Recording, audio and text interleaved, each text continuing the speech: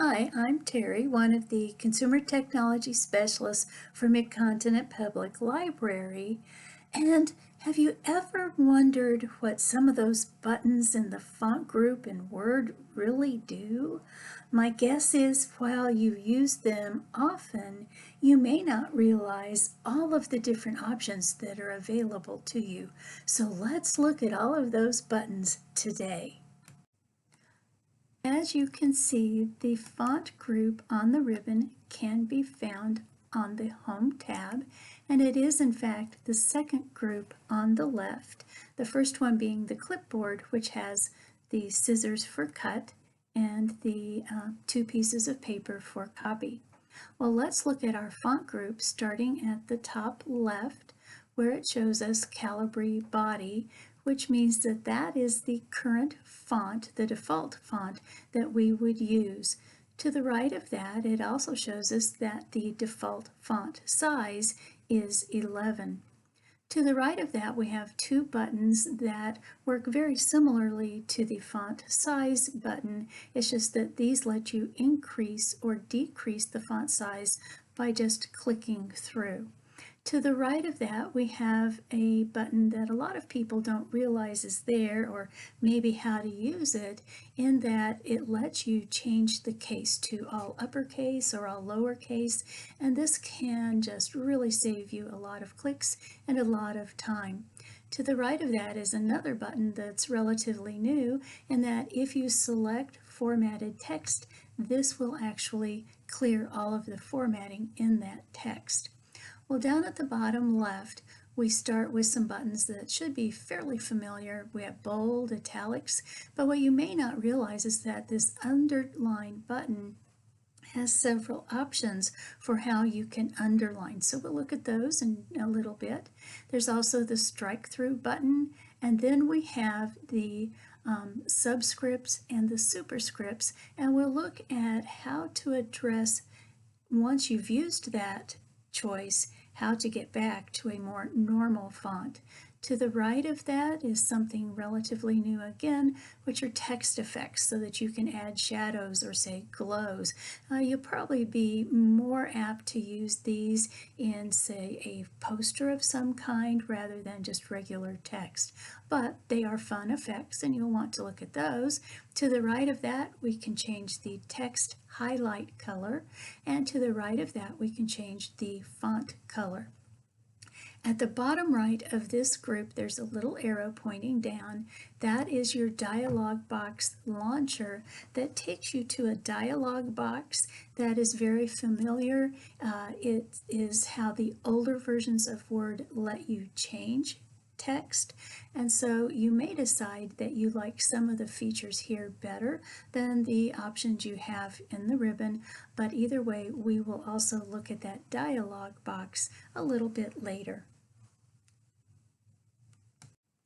For our first example, let's first look at this example text that I have typed, and when I click on it, I can go up to the ribbon to the font group and see that it is indeed the default text of Calibri and 11. Well, let's select that text and then go back up to where it says Calibri, the font, click on the drop down, and we can see that we have theme fonts that are listed, recently used fonts that are listed, and then below that you have a list of all of the fonts that are available on your computer. As I scroll down, I have some choices to make. For example, I might select Arial, and this is a sans serif font, meaning that it is very much like elementary printing. It doesn't have any fancy additions to the letters.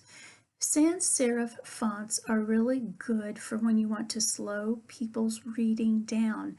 So lots of times you'll see that kind of a font in a poster where you want people to really read what is being said. Now there's another kind of font that you might select, and that is a serif font. The serif fonts look more like handwriting. Let's look for an example here. Let's look for Cambria, where you can see that there are just little additions to the different letters that connect the letters a little bit better. And this is to help speed up reading. So you will see serif text lots of times in, say, a book, for example. But let's say that this is a little bit small, and so let's go up just to the right of the font to choose the font size. Now notice as I hover my mouse over the different sizes that I get a preview of what that size is going to do. And then I can simply select the font size that I like the best. Well, let's go with, say, 16. Now the two buttons to the right of where I have the font size let me increase the font size or decrease the font size. So as I click, say, on the decrease font size, I just click, and as I click, you can see that the number in the font size box changes to the different defaults that are in that listing. Or I can click the increase font size, and you can see the same thing, that the number is reflected in the font size box. Keeping our example text selected, let's go to the right of the increase decrease font size buttons, and let's go to this change case button. And we'll click on the drop down, and we already really have sentence case, so let's go with lowercase. When we select that, it changes that initial cap on this to a lowercase letter, and then all of the rest of the sentence is lowercase. Well, let's see what else. Let's go back, and this time let's make everything uppercase. This can be really helpful. Occasionally you're typing along and then you realize, oh darn, I needed to make some words uppercase. This is a quick, easy way to accomplish that. All right, well then let's go back. Capitalize each word. Capitalizes each word. So again, maybe you've put in a title and you realize you need to add some capital letters. So that is just a great little tool. Well, let's click again and go to toggle case. Now this is kind of funny, but I have seen signatures like this where the lowercase letter becomes an uppercase letter and the uppercase letters become lowercase letters. So let's look at that. Yeah, that's a little bit too extreme for my taste, but you never know when you might need to do something like that. Well, then let's go back and take that first choice, sentence case, and we are back to the way we were with our example. Now let's select our text again and then start in the lower left where we have bold, and I can click and you can see that those letters automatically become bold. One interesting tip is if I click on that button again, it turns off, but also some people will tell you that making something bold makes it look bigger. Maybe that's true, but to my eye, when I click bold, those letters may be spread out farther, but they look kind of compressed and to my eye a little bit smaller. So that's something that you'll want to consider when you use bold. Well, let me click again and turn it off. And then we could also select the I for italics to italicize. And again, that toggles off by a simple click. And then we have underline, and if we just click this button at the left side of the button, then it underlines all of the text and it looks good enough. Click again, it turns it off. But now let's look at the drop down for underline, because besides the single underline, we could do a double underline, or a thick underline, or a dotted underline, or dashed, or kind of a dot and dash, or kind of a dash and a dot dot, and even a little curly line, which is fun. Or then we can also turn that off if we want to. Now you can see there are even more underlines and you can change the underline color. So a lot of things that we could do here to make this more interesting. Let me make the underline color red, and let's make it a squiggly line. Now remember how we have that Erase Formats button? Let's come up to the capital A in the upper right that looks like it has sort of like a pink pearl eraser there, and click it, and now we've erased the underline, the color of the underline, and we are back to Calibri and 11 point. While we have our text selected, let's go to the right of the Underline button and go to Strikethrough. Now when I click Strikethrough, it draws a line through all of that text. So sometimes people ask why I would use Strikethrough. Well, generally it's when you want to keep the original text, but then you also want to add some new text or edit your document in some way, but still keep that original text just in case you need to refer back to it. Sometimes that's a suggested edit for, say, bylaws or some sort of a formal document where you have a group reviewing the information, and this can really help them do that. For our next example, let's look at the buttons just to the right of Strikethrough, which are Subscript and Superscript. You're much more likely to use Superscript because it's used in a lot of different ways. For example, if you need to put in a trademark mark, you would need to use Superscript. If you put in footnotes, you may need to use a Superscript. If you use math or science, sometimes there in formulas you need to use a superscript. In this case, let's just say that it's a footnote, and so I want to select the 2 and only the 2, and then come up to the superscript button and click. And there I have my small 2 above the line of text. Now here's the problem. If I immediately start typing, it may or may not adjust back down. It might stay at that superscript. So always when you type a superscript, make sure, as you can see right here, you've got the small little vertical line. Make sure that it turns off by clicking on it so that you get the full vertical line for your text, so that you can be assured that you'll have the right size text to go on in your document. Now, Word automatically adjusts for some of the superscript possibilities.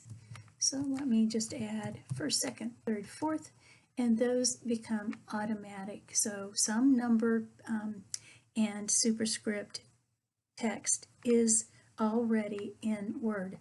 Now, when you use a chemical formula, you may need to use a subscript. So for H2O, for example, again, I'm just selecting the 2, and then I'll come up to the subscript button and click, and now I've written that chemical formula correctly as well. Let's look at 2 more buttons, and we're going to go to the lower right of that font group to find them. First of all, we're going to go to the far right where we have that capital A with the red bar underneath, where we can change the text color.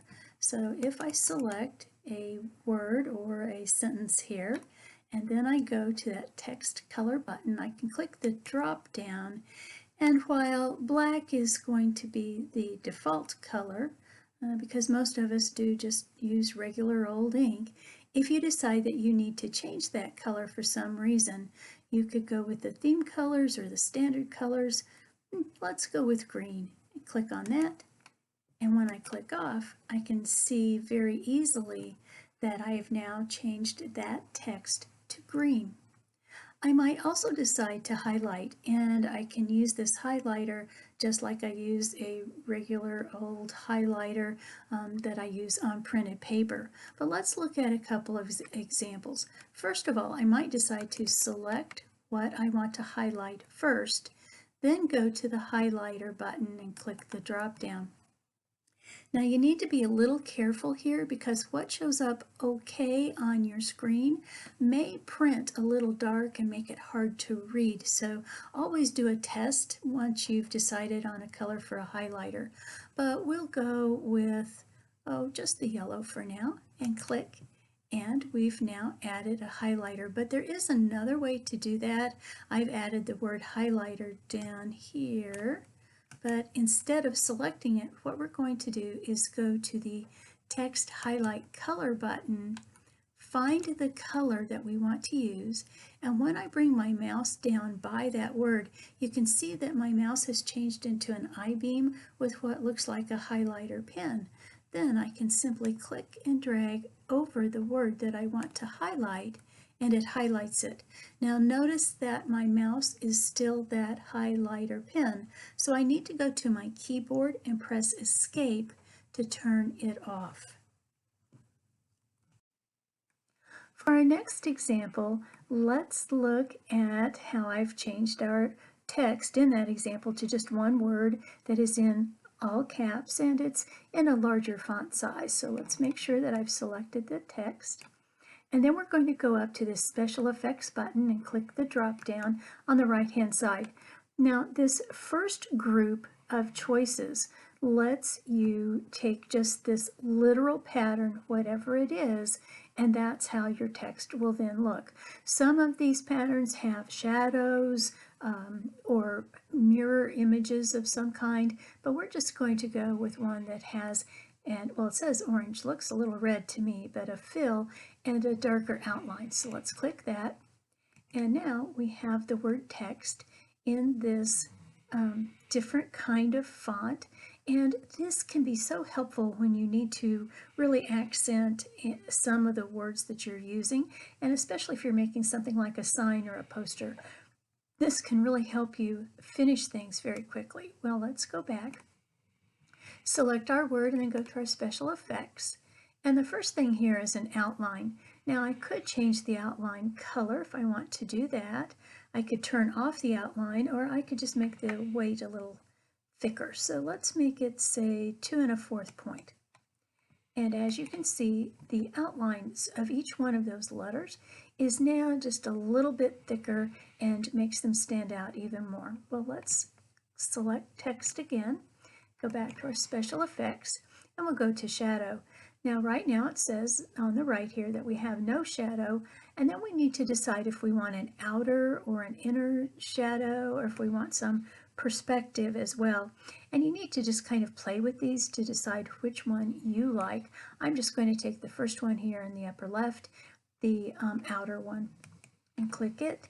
And so now if you look carefully, you can see gray behind each one of those letters. It kind of makes it stand out a little bit and perhaps gives us more of a little 3D effect. Well, let's select text again. Go back to our special effects. We've looked at shadow. So now reflection is just like we've looked into a mirror, or maybe even some sort of like reflecting pond. And we could say, let's try again. I'm just going to try the first one, but notice there are all sorts of widths to the reflection and sizes and distances from the original letter, that kind of thing. So you'll want to play with those as well, but we'll just take the first one. And so now it hasn't reflected the entire word, but it's just reflected the bottom part of each letter. Well, let's select what we've done, go back to our special effects, and we have glow. So glow adds a glow all around each letter, and it can kind of take over your whole word here. So we do want to be a little careful, like there's 5 point, but then there's 8 point, and 11 point, and 18 point, which would really take over the whole thing. And let's just do, let's go with this one, which is 5 point gold. And so you can see that there is some gold around each one of those letters. Now it makes it harder to see the shadow. So sometimes if you have too many effects, one will sort of overwrite another one that you've created. So be careful about that. And then we can go back, and we can also see that besides glow, there are things like number styles that we can change. There are ligatures that you can add to some of your letters if you want to do that. Looks like it's mostly for lowercase letters though, and then there are stylistic sets as well. So a lot of fun things that you can do if you decide that you want to use those special effects. For our last example, we're going to go back up to the ribbon to the Dialog Box Launcher, which is this little arrow pointing down and to the right. But first of all, let me select my text and then we'll click on that little arrow. Starting at the top of this dialog box, you can see that you have all of the fonts listed that we had listed in the ribbon. To the right of that, we can change the font style, again, to italics, bold, or bold and italics. The font size is 11. I might want to change that. Well, let's make it 14. Now, as I made that change, you may have seen that down at the bottom, we have a preview of what we are doing and how that's going to look. So let me go back to the 11 and then go to 14. So we can see that that really kind of made a difference. Now, below those top three boxes, we have font color. And again, this is very much like we have seen before. Let's make it red this time. For the underline style, there are actually more styles here than we saw it with the ribbon. So I could come down and even do, say, a double underline, which is pretty fun. Now, that double underline has its own color. So that, to me, that looks like, you know, ocean waves. So I'm going to do blue. And as I do that, you can see now that this is example text is on top of my ocean waves. For the effects, strike through we have seen, but you could also do a double strike through. So let's click that, and we can see that there are two lines going across the text. I'm going to take that off. But then we could also do a superscript or a subscript, which we've seen before. But then instead of all caps, which we've also seen, here is small caps. So when we click, you can see that while it keeps the capital letter still a capital letter that is larger than, say, lowercase letters, it is also larger than these small caps. Small caps can be used to great effect. It's just whatever you need to do. I'm going to leave those on. Now, we also have hidden text. So occasionally you may want to hide text, maybe for a report, and then unhide it again. So you have the option to actually hide text. Let me click on that. And we can't see it right there, but if we were to go to try to print it or to view it, it would be hidden. So I'm going to take that off though. It's kind of scary using that. Remember that you check hidden when you do that. And then we could even set this as a default, which I certainly wouldn't want to do, but we could click this set as default just so that you could say yes. And maybe it's just that you want to use Arial 12 point and the rest is all just sort of ordinary default stuff. But you could change that just for this document only, or this all documents based on the normal template. You really need to think about that one. That could make some big changes you would not like. But for this document only, depending on what you're doing, that could be something that would be just of great use to you. But I'm going to cancel out of there because I don't really like changing the normal, and I don't really need to change the default to my template here, or to my document. So I'm going to click OK, and now we are back with that red text and the blue ocean underline and these small caps. To learn more, go to mymcpl.org/online learning, where you will find our online resources and see such great classes as Universal Class, lynda.com, Who Knew It, and Learning Express Library.